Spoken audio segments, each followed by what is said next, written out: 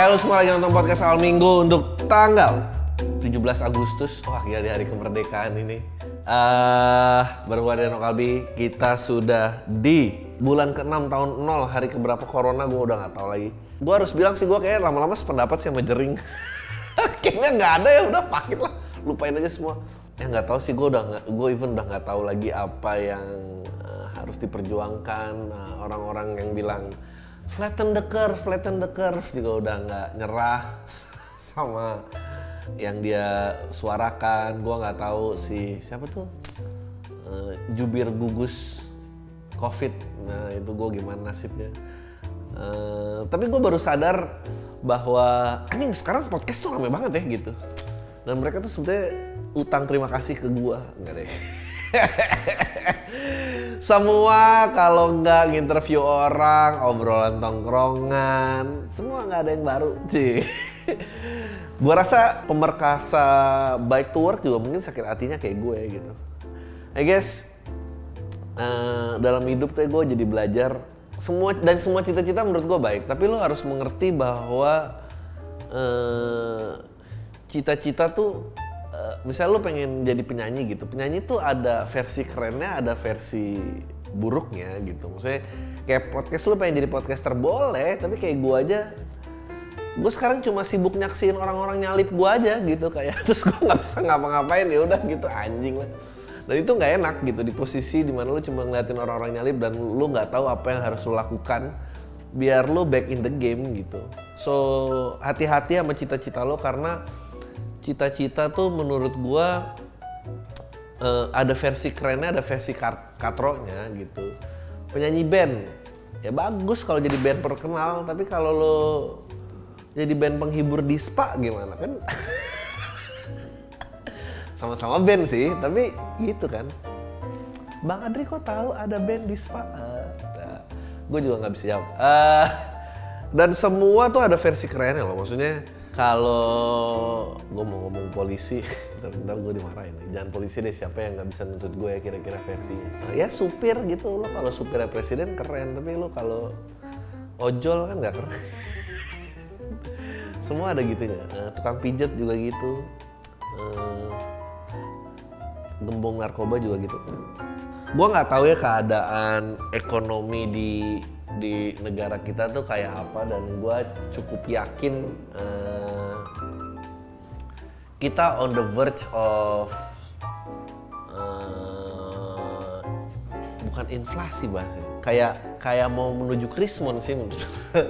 Karena anjing ini ada kaitan, ini teori gue, ini ada kaitannya kenapa ke perluasan jalan ganjil genap tapi ke seluruh daerah.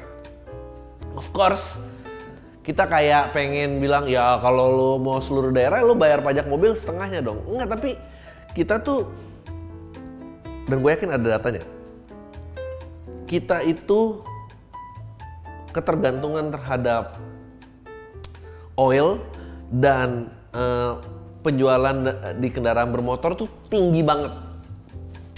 So kebijakannya adalah bagaimana caranya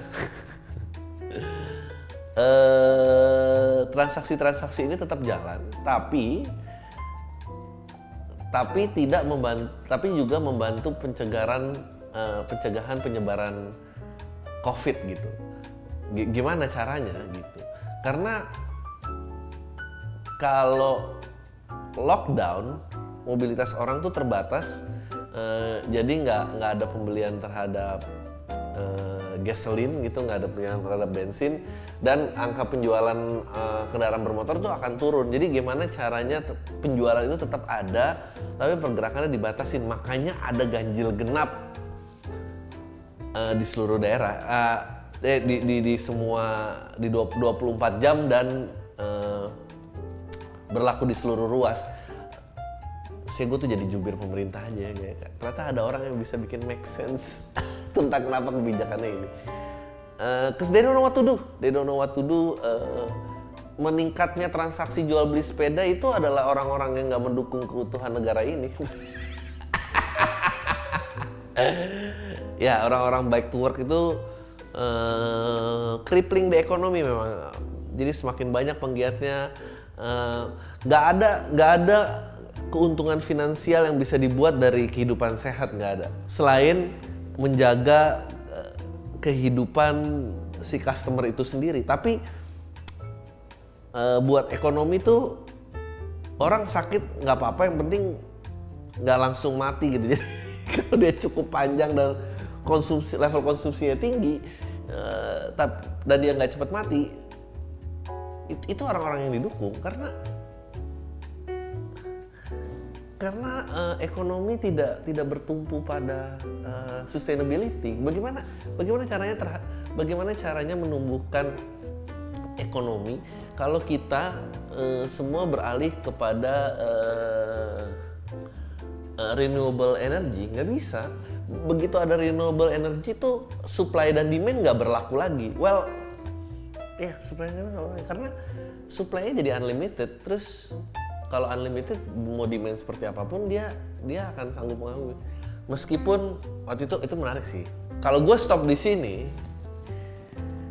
ini bahan yang oke banget untuk menjadi konspirasi atau joke. Tapi dalam prakteknya, memang joke atau konspirasi itu sengaja meninggalkan setengah ke belakang. Batubara anjlok, oke? Tapinya adalah kalau lu into the mechanics gitu, makanya jangan pernah bicara setengah-setengah, lu akan kelihatan goblok. Kalau lu berhenti di situ ya, tapi kayak batubara anjlok. Tapi untuk menghasilkan tenaga listrik, cost masih paling murahnya itu masih di batubara. Lu butuh tanah yang jauh lebih luas untuk menghasilkan listrik, misalnya dari solar panel gitu. Dan itu cost-nya gede banget. Ya tapi kan batubara akan habis suatu saat. Ya well, habis, tapi mungkin kita masih aman lah. Kayak in 100 or 150 years gitu, 200 tahun gitu. Apalagi kayak COVID gini kan pasti makin mundur tuh, konsumsinya turun. So mekanik seperti itu yang menurut gue day to day-nya tuh nggak applicable. So that's the fact for you. Tapi kalau joke-nya habis itu aja, gue bakal jadi orang gila. Makanya bike to work gitu. Tapi sekarang nggak gitu sih mikirnya. I think people should look for the true meaning. But then again, lo juga jangan dengar sumber kayak gini dari stand up comedian sih. Ya, itu bukan sesuatu yang sahih. Pada ngikutin kasusnya Joko Chandra nggak sih? Menurut gue that's fucking amazing. Gue tuh selalu punya respect. Memang kayak kalau di mata gue tuh nggak ada baik, nggak ada buruk, tapi gue selalu menghargai excellence gitu ya. Si Joko Chandra nih salah satu, tadi ngomongin kita mau krisis moneter lagi kalau ini ekonomi nggak dijaga.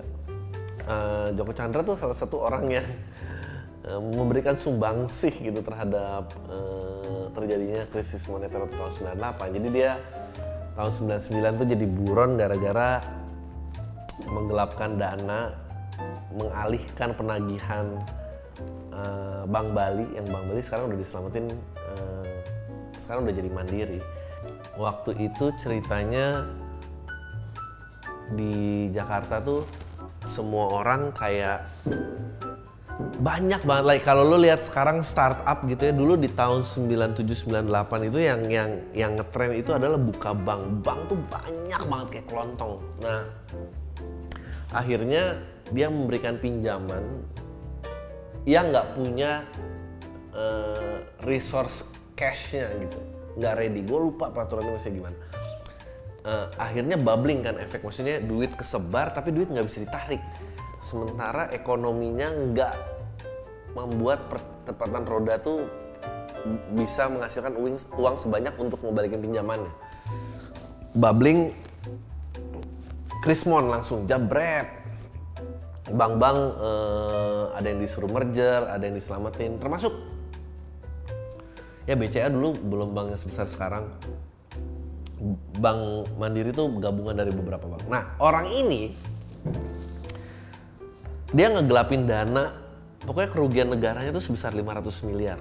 Tapi dia kayak ngegelapinnya mungkin sekitar 900 miliar yang ditagihin kepada PT-nya bodong gitu, nggak ada. Dan dia buron 11 tahun nggak bisa dicari, dan gue tuh kayak wow, how do you do it man? people should write books, you know. Menurut gua saran kepada penjahat-penjahat kerah putih menurut gua. Untuk lo nulis, nge-publish buku dan cerita how to do the crime. How to do the crime, man. 900M itu dan menurut gua kan semua keadilan tuh kan nggak semua sih, mungkin 99,9% selalu butuh scapegoat kan gitu. Saya selalu butuh kambing hitam gitu dan butuh figur orang untuk disalahkan. Menurut lo 900M dia makan sendiri? Nggak mungkin, men. The reason why he's hard to be captured karena dia juga pasti involve, dia pasti melibatkan banyak orang yang ternyata nggak bisa semua orangnya untuk dikurung gitu sih. Ya dulu Edi Tansil gitu 3,5 triliun dikantongin sendirian, nggak mungkin. There's no fucking way. Dia pasti bekerja like dia kan nggak mungkin dong transfer ke ATM. Ngehack, pindah-pindahin rekening, anjing sekali transfer aja 12 mentok sehari 20 juta, harus berapa kali transfer di ATM dia nyuri akun orang sampai 3,5 triliun, anjrit lah. Lu hitung aja tuh katakanlah setiap transaksi 20 juta transfer itu di ATM 1 menit, kali berapa untuk bisa jadi 3,5 nggak mungkin. Dia kan pasti banyak orang, nggak banyak orang nyebar di ATM dan semuanya nggak kayak gitu ya, nggak nge-hack kayak gitu, tapi you know, this guy 900M, gue akhirnya ketangkep lah 11 tahun yang lalu gitu. Dan I don't know, gue tuh appreciate, gue suka kreatif proses sih. You know what's funny about Gilang Bungkus? What's funny menurut gue, kan banyak tuh ya konten-konten yang akhirnya ngebahas fetish seksual itu apa gitu. Dan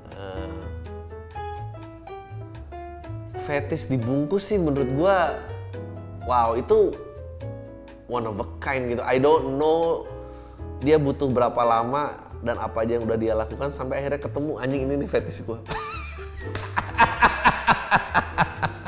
Ya gak sih? Maksudnya sekian banyak fetish gitu. Dia pernah mungkin kayak nyium-nyiumin kaki orang terus kayak, enggak, ini bukan fetish gue sih. Dia bukan kaki fetishnya, dia bukan bondage, tapi spesifik bungkus gitu. Kayak anjing, itu eksperimen yang panjang sih.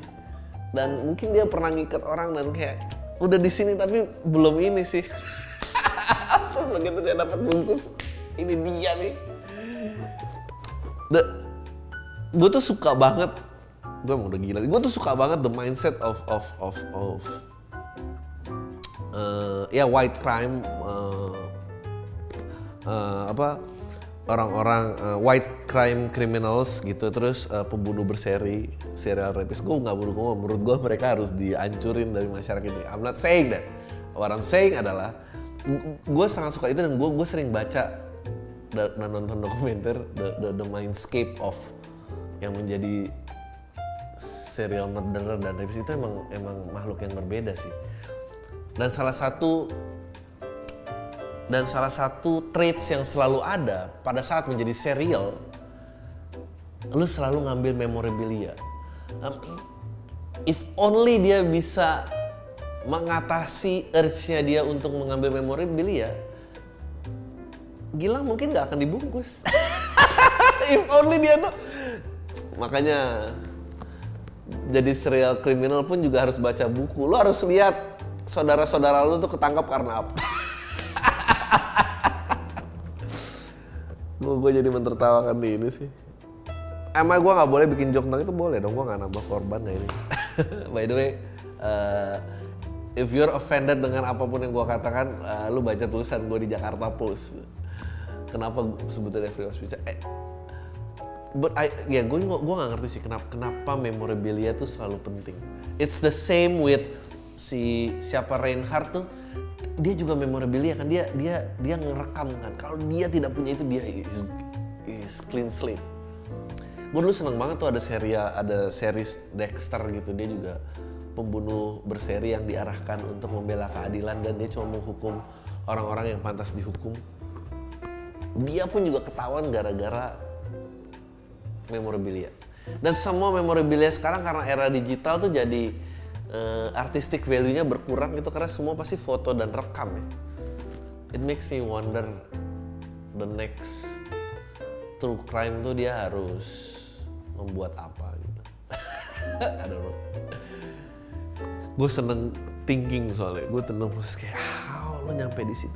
Setelah dengerin Pam dan episode tahun 2015, akhirnya sekarang mainnya gara-gara corona ini menarik banget. Pas breakout di Cina, terus negara-negara Asia Timur lalu Korsel dan lain-lain itu gue udah mulai aware tentang wabah ini sampai akhirnya lihat gimana Cina menghadapi ini dengan bangun rumah sakit darurat dalam waktu singkat. Dan Korea ada rapid test drive-thru dan Hong Kong membatasi pesawat landing, pemerintah Singapura dengan aturan dan Nah kalau ini sampai Indonesia kena juga, Indonesia udah kena. Pas Indonesia kena, semua orang berspekulasi dari mulai sisi ilmiah, politik sampai kepercayaan. Ada yang bilang ini bocor dari lab di Cina, Oke. Tapi semua actually gue udah mikir kalau ini memang proses kehidupan manusia modern yang mungkin paling berat terkena dampak. Menurut gue ini paling cepat 3 bulan, ini udah lama banget. Gue sih pandemi ini nggak akan menghabisi manusia di bumi. Cuma kalau bubble kayak di US mungkin sok-sok akhirnya oke. Menurut gua ini bumi lagi kayak semacam detox. Anda berarti pro environment ya. Jadi ini kehendaknya bumi. Kalau gua sebetulnya pro karena kita terlalu banyak kebahagiaan palsu di sosmed. Ini cara ini azab yang diberikan dari atas biar berhenti menyebar-nyebarkan kebahagiaan yang bohong gitu dan dipaksa stay di rumah semua dan gak ada yang betah. Kalau gue spekulasi itu. Bagaimana menurut lo menghadapi spekulasi tentang kiamat dan corona ini? Menurut lo bakal berapa lama akan berlangsung? Menurut gue lama. Meskipun gue bahagia berita-berita vaksin udah mulai keluar. Karena cuma itu doang. And I think kalau nungguin vaksin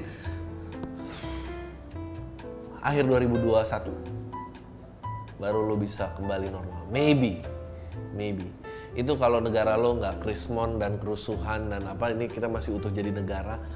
Kalau kerusuhan ntar militeri akan turun dan dipaksa semua itu dan ya boro-boro komedi.